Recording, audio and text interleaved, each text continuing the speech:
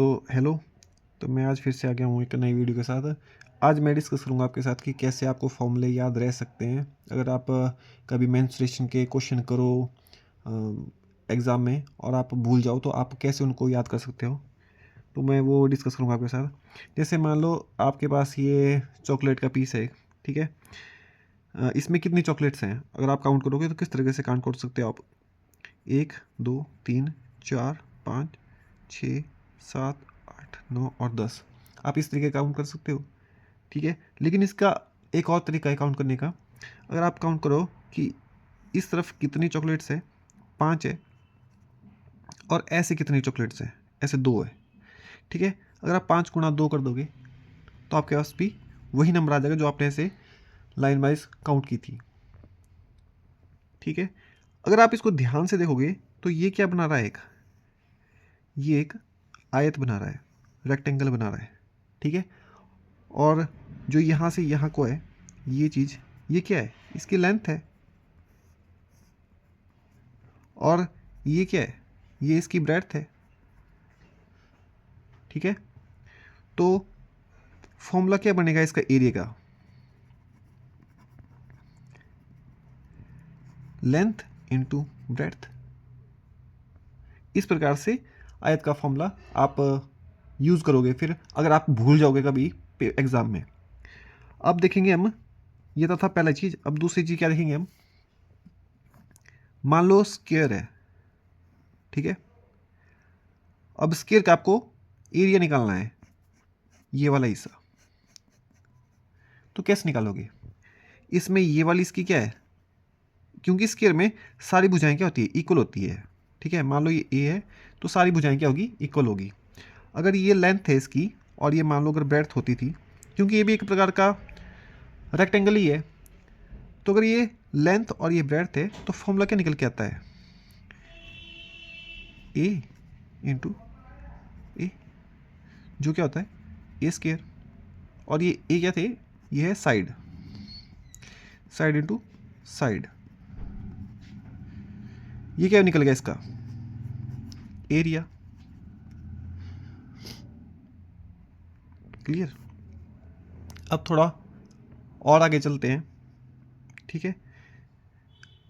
अब आपको एक चीज़ बताता हूँ मैं। उसमें आगे जाने से पहले आपको एक चीज़ याद होनी चाहिए जिसका नाम है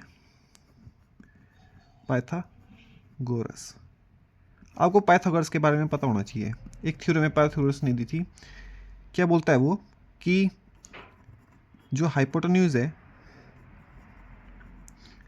उसका अगर आप स्क्वायर करोगे, ठीक है, वो किसके इक्वल होगा?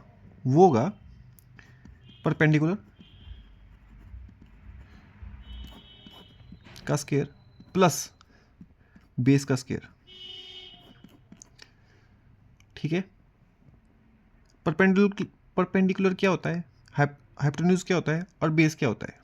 हिंदी में बोलते हैं इसको कर्ण, इसको बोलेंगे लंब, और इसको आधार। क्या है ये, वो अब देखते हैं।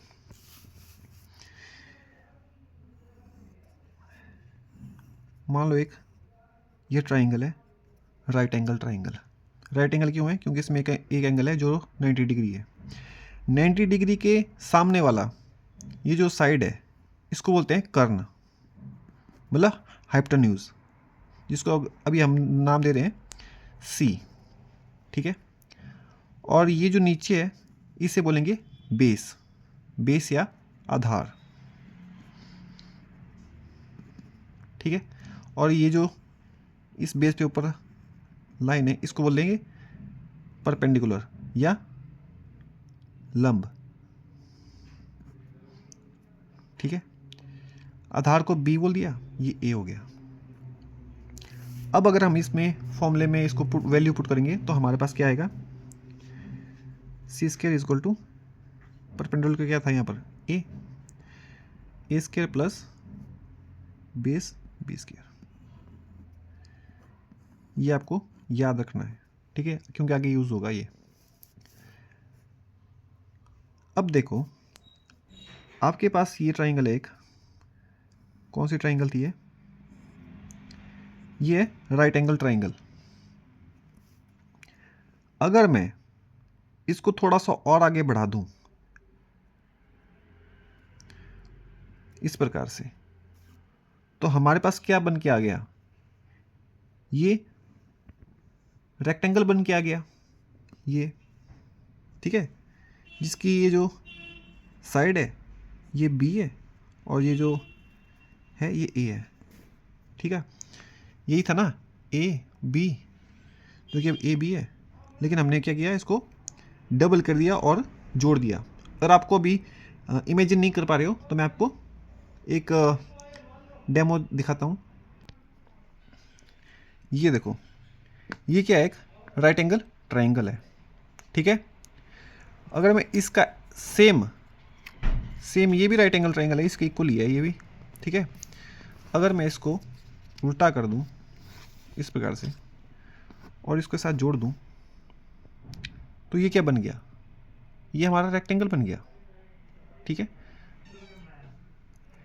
ये हमारा रेक्टेंगल बन गया।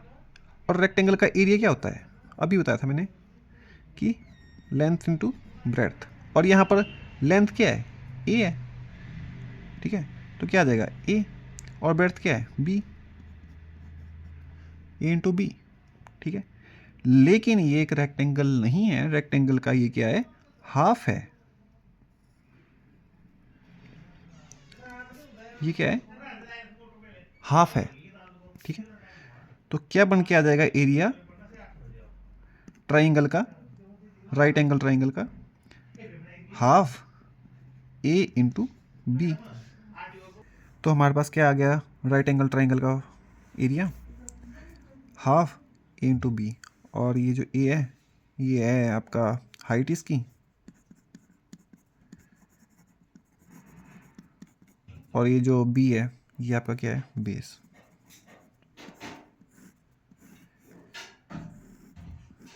ये आपका क्या निकल के आ गया, राइट एंगल ट्राइंगल का एरिया, ठीक है। अब थोड़ा सा और आगे चलते हैं, ये होगी फोर्थ पार्ट, और अब आते हैं फिफ्थ पार्ट पे। मैंने आपको बताया था एक ट्राइंगल इस प्रकार से,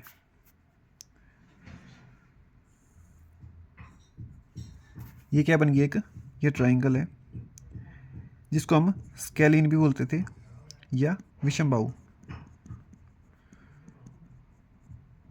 जिसकी कोई भी भुजा इक्वल नहीं है। मान लो ये ए बी सी ट्राइंगल है, ठीक है, और इसकी लेंथ ए है, ये लेंथ बी है, ये लेंथ सी है, ठीक है। ये इनकी लेंथ है, और एक स्केलिन ट्राइंगल है, विषमबाहु त्रिभुज है, कोई भी इसकी भुजा इक्वल नहीं है एक दूसरे के। तो मैंने आपको एक हेरोन्स फॉर्मूला बताया था,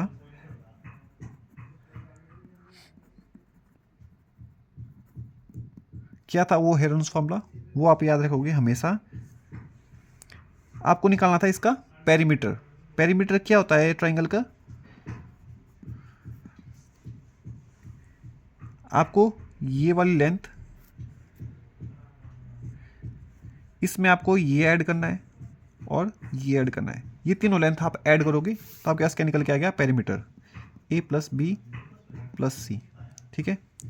और हेरोन्स फॉर्मूला यूज़ करने के लिए आपको चाहिए होता है सेमी पेरीमीटर। सेमी मतलब उसका आधा,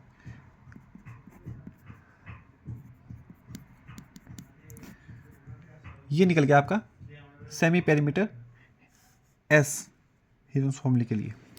और वो होता क्या है हेरोन्स फॉर्मूला, वो मैं यहाँ लिखता हूँ,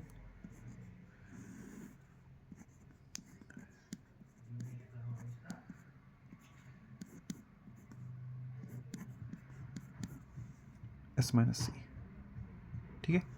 ये निकल गया क्या आपके पास, किसका एरिया, इस ट्राइंगल का, ठीक है। आपको ये हेरोन्स फॉर्मूला हमेशा याद रखना है। अगर बाई चांस आप भूल जाएं कि किसी और ट्राइंगल का क्या एरिया होता है, तो आप इस फॉर्मूले को यूज़ करके हर ट्राइंगल का एरिया निकाल सकते हो, ठीक है। अब मैं आपको एक और चीज़ दिखाने वाला हूँ। जैसे अगर ये विषमबाहु त्रिभुज है, अगर मैं इसकी लेंथ थोड़ी सी बढ़ा दूँ ऐसे, और यहाँ से इसी की शेप का एक और ट्राइंगल यहाँ पर बन के आ जाएगी आपके पास, और इस पूरी शेप को क्या बोलते हैं? पैरेललोग्राम। ठीक है, मैं यहाँ पर लिख देता हूँ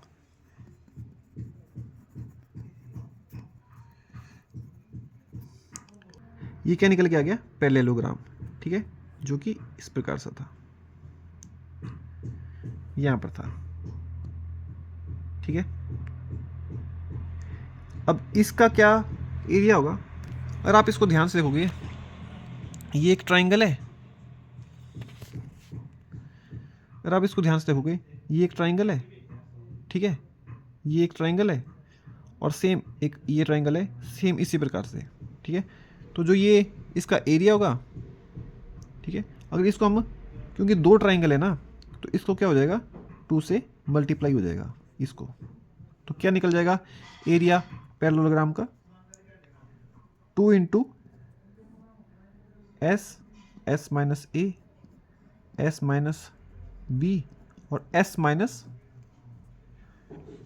यहाँ पर ये जो बी था, ठीक है, वो इस पैरेललोग्राम का डायगोनल होगा एक, मतलब कि डायगोनल डी। ठीक है, तो यहाँ पर बनता है वो एस माइनस डी।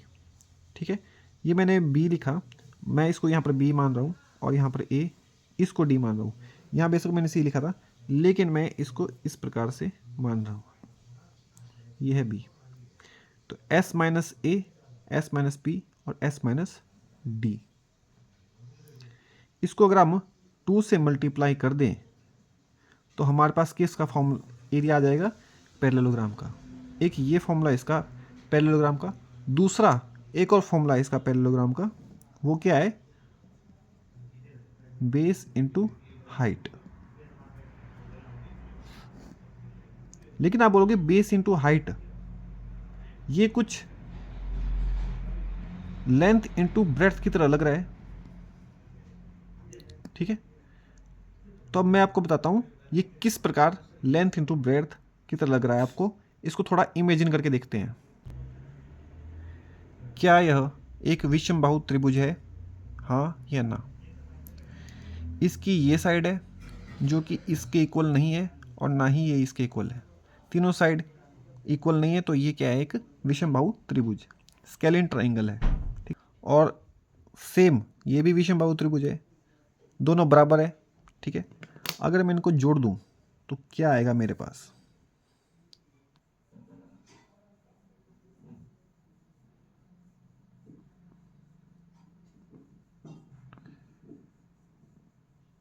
ये क्या बन गया? एक पैरेललोग्राम। ठीक है, तो बन गया पैरेललोग्राम। अगर आपके पास इस ट्राइंगल का एरिया होगा, उसको अगर आप 2 से मल्टीप्लाई करोगे, क्योंकि 2 है सेम ट्राइंगल, तो आपके पास क्या निकल के आ जाएगा? एक पैरेललोग्राम का एरिया। ठीक है, और इनकी अगर मैं 2 साइड को अलग कर दूं और इसको इसके साथ जोड़ दूं, और ये यहाँ पर अगर मैं जोड़ दूं, तो क्या यह एक, तो क्या यह एक रेक्टेंगल बन गई कि नहीं बनी? ठीक है, इसीलिए बोल रहा था मैं, length into breadth, base into height. तो बेस इंटू हाइट भी पैरेललोग्राम का एरिया होता है। ठीक है, तो ये हो गया बेस इंटू हाइट, जो कि एक रेक्टेंगल का फॉर्मूला भी होता है, जैसे length into breadth, base into height. अभी मैंने आपको पूरा एक्सप्लेन करके दे दिया। अब हम चलते हैं थोड़ा और आगे। ये क्या है? ये एक समबाहु त्रिभुज, इक्विलेटरल ट्राइंगल, जिसकी सारी भुजाएं क्या है? बराबर है। अगर हमको इसका एरिया निकालना है तो कैसे निकाल सकते हैं हम? तो एक तो वो फॉर्मूला था हेरोन्स फॉर्मूला, जो सब ट्राइंगल में यूज होता है। अब इसको डिराइव करते हैं, इसका एरिया निकालते हैं, किस प्रकार से हम निकाल सकते हैं। सबसे पहले तो हमको एक परपेंडिकुलर ड्रॉ करना पड़ेगा यहाँ पे, जो इसको 2 भागों में डिवाइड कर देगा। ये जो ये है, ये लाइन जो हमने ड्रॉ की, ये इस ट्राइंगल को 2 ट्राइंगल्स में डिवाइड कर दे रहा है दो राइट एंगल ट्राइंगल में। तो अब हम अगर इसका एरिया निकाल लें तो उसको 2 से मल्टीप्लाई करेंगे तो हमारे पास पूरी इक्विलेटरल ट्राइंगल का एरिया निकल के आ जाएगा। ठीक है, इसका एरिया निकालना इजी है क्योंकि ये क्या है, एक राइट एंगल ट्राइंगल, और राइट एंगल ट्राइंगल का एरिया क्या होता है, हाफ बेस इंटू हाइट। और यहाँ पर कितने हैं, 2 हैं राइट एंगल ट्राइंगल, तो इसको क्या होगा 2 से मल्टीप्लाई हो जाएगा, 2 से 2 कैंसिल हो जाएगा, आपके पास वैल्यू आ जाएगी बेस इंटू हाइट। लेकिन इसमें एक चीज़ जो आप मिस कर रहे हो वो क्या है, हाइट, जो कि ये है h। आपको h नहीं मालूम है कि h क्या है, तो हम निकालेंगे h की वैल्यू। कैसे निकलेगी वो, ये जो ट्राइंगल है आप इस पे फोकस करना आप, ठीक है, सिर्फ ये वाली ट्राइंगल, इसमें ये वाली लेंथ है a और यहाँ से यहाँ तक पूरी लेंथ थी a, लेकिन ये क्या कर दिया हमने, इसको हाफ किया, तो इसकी लेंथ क्या हो जाएगी a/2, हाफ हो गई। अब यहाँ पर यूज़ करेंगे हम पाइथागोरस थ्योरम, और पाइथागोरस थ्योरम हमेशा राइट एंगल ट्राइंगल में यूज़ होती है। और अब यूज़ करेंगे उसको, तो ये क्या आ गया, ये a था हाइपोटेन्यूज, तो हाइपोटेन्यूज का स्क्वायर इज इक्वल टू आधार का स्क्वायर, मतलब कि बेस का स्क्वायर a/2 का स्क्वायर प्लस परपेंडिकुलर का स्क्वायर, परपेंडिकुलर का स्क्वायर h का स्क्वायर। अब h की वैल्यू हमको कैलकुलेट करनी है, तो इसको दूसरी तरफ ले जाएंगे तो हमारे पास क्या वैल्यू आ जाएगी, h is equal to a square, ये उधर गया तो माइनस हो जाएगा इस प्रकार से। और इसको थोड़ा और सिंप्लीफाई करेंगे तो हमारे पास आ जाएगा h ए स्क्वायर माइनस ए स्क्वायर अपॉन 4, मतलब कि मैंने इसको ओपन किया थोड़ा सा, ए स्क्वायर और 2 का स्क्वायर हो गया 4, और एच स्क्वायर था इधर तो दूसरी तरफ जाएगा तो ये हो जाएगा अंडर रूट, स्क्वायर रूट बन जाएगा इसका। ठीक है, इसको थोड़ा और सॉल्व करते हैं तो हमारे पास क्या आएगी वैल्यू, इसके नीचे 1 है तो पूरा जब एलसीएम लेंगे हम तो 4 आ जाएगा, और 4 से इसको मल्टीप्लाई होगा तो होगा 4 ए स्क्वायर माइनस ए स्क्वायर, इस प्रकार से 4 ए स्क्वायर से एक ए स्क्वायर हमने माइनस किया तो हमारे पास वैल्यू आ जाएगी 3 ए स्क्वायर डिवाइड बाय 4, ये आ गई एच की वैल्यू। और ए स्क्वायर है, ए स्क्वायर अंडर रूट है तो कैंसिल होगा, तो हमारे पास क्या वैल्यू आ जाएगी, ये जो अंडर रूट है ये नीचे तक है, ठीक है, और 4 का भी अंडर रूट निकल के बाहर आ जाएगा तो हमारे पास क्या वैल्यू आ जाएगी, जो अंडर रूट के अंदर रहेगा उसको मैं लिख देता हूँ अंडर रूट 3, ये अंडर रूट के अंदर है, बाकी बाहर आ जाएगा ए, क्योंकि अंदर स्क्वायर था तो जब अंडर रूट से बाहर आएगा तो ए बचेगा। 4 है, 4 का अंडर रूट क्या होता है 2, तो ये क्या वैल्यू आ गई एच की वैल्यू। ठीक है, अब इस वैल्यू को हम पुट करेंगे यहाँ पे इस फॉर्मूले में, तो हमारे पास क्या निकल के आता है उसको देखते हैं।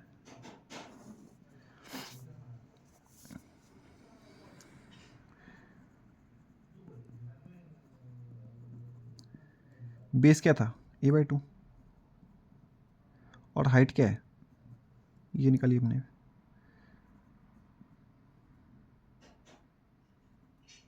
ये निकाला a/2 अंडर 3। अब इसको मल्टीप्लाई करोगे जो वैल्यू आ जाएगी हमारे पास, ए का ए से मल्टीप्लिकेशन ए स्क्वायर 4 और अंडर 3 का अंडर 3 एज इट इज ही रहेगा। तो ये आ गया हमारा एरिया एक इक्विलेटरल ट्राइंगल का, इसका इस पूरे का एरिया ये होता है। ठीक है, तो हम देखेंगे समद्विबाहु ट्राइंगल का एरिया। समद्विबाहु क्या होती है, जिसकी सिर्फ दो भुजाएं इक्वल होती है। तो इसका भी सेम उसी प्रकार से हम हाफ करेंगे ताकि हमारे पास, और यहाँ से यहाँ तक क्या है, ये बी है, और इसका हम जब हाफ किया तो ये क्या बन गया, ये बन गया b/2। तो ये क्या बन गया, b/2। अब हमें इस ट्राइंगल का एरिया निकालना है, उसको 2 से मल्टीप्लाई करना है, और इसका एरिया भी हमारे पास आ जाएगा। ठीक है, तो क्या निकल के आएगा, इसका area half base into height, जिसको हम 2 से मल्टीप्लाई करेंगे क्योंकि 2 है हमारे पास राइट एंगल ट्राइंगल। तो 2 से 2 कैंसिल, बेस इंटू हाइट। अब यहाँ पर भी हमें h निकालना पड़ेगा। h कैसे निकलेगा, वही a² माइनस, लेकिन अब यहाँ पर क्या है, b/2, तो ये b/2 का होल स्क्वायर, इस प्रकार से। ठीक है, इस h की वैल्यू भरेंगे हम उधर, तो हमारे पास क्या वैल्यू आ जाएगी, क्योंकि यहाँ पर इक्विलेटरल में ये a था तो हमने कैलकुलेट कर दिया, लेकिन इसमें ये b है, मतलब कुछ और वैल्यू है इसकी, तो हमें वो वैल्यू नहीं मालूम है, इसलिए हम इसे ऐसे ही रहने देते हैं। अब निकालेंगे, अब यहाँ पर वो वैल्यू पुट करेंगे तो क्या आ जाएगा, बेस क्या है, हाइट,